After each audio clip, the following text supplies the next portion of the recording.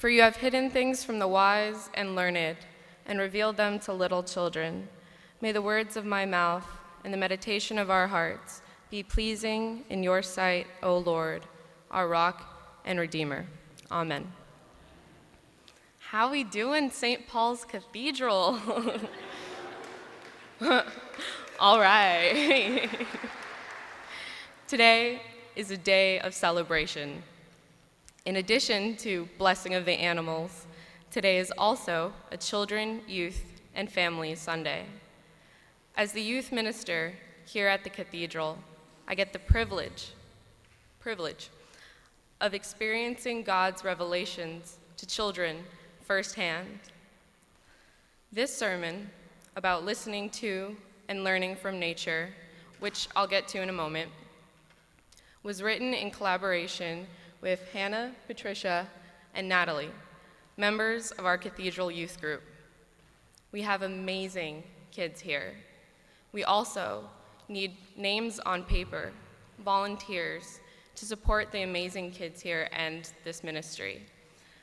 After the service, we have a potluck across the street, and all are invited to learn more about our ministry and to get to know members of your Cathedral family.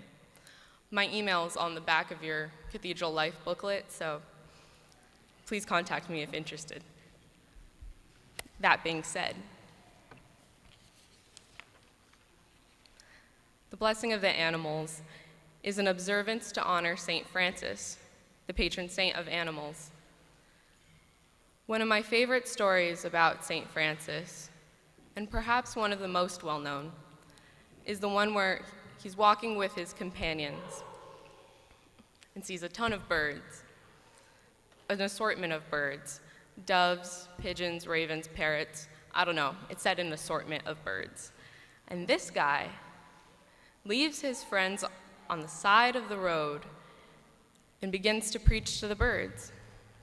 And they don't scatter. He begins preaching, and they start singing their praises to God, their creator. And they don't fly away until Francis blesses them and goes on his way. He would continue to preach to and bless animals his whole life, which is why we remember him by doing the same thing. Later, Francis wondered aloud why he'd never preached to the birds before. And now I wonder aloud, why have I never listened?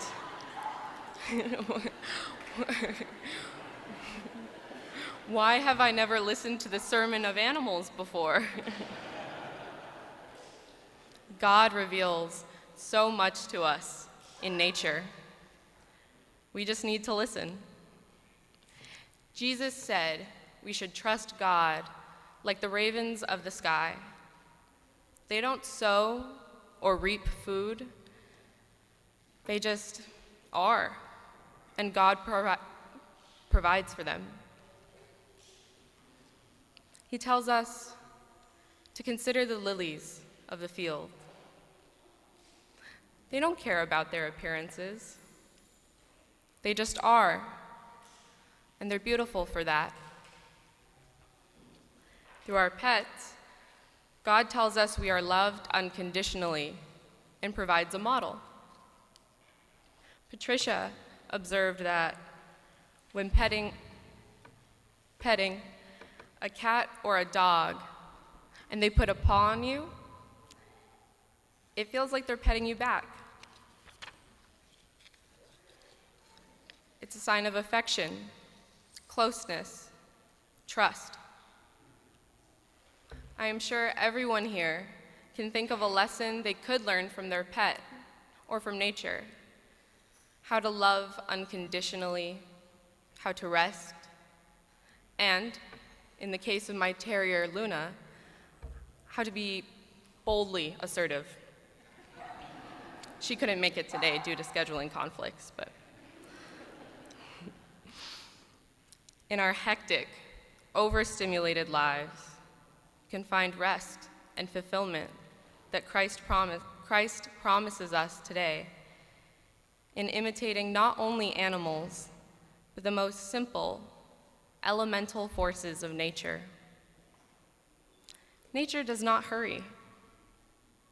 Nature honors death and resurrection.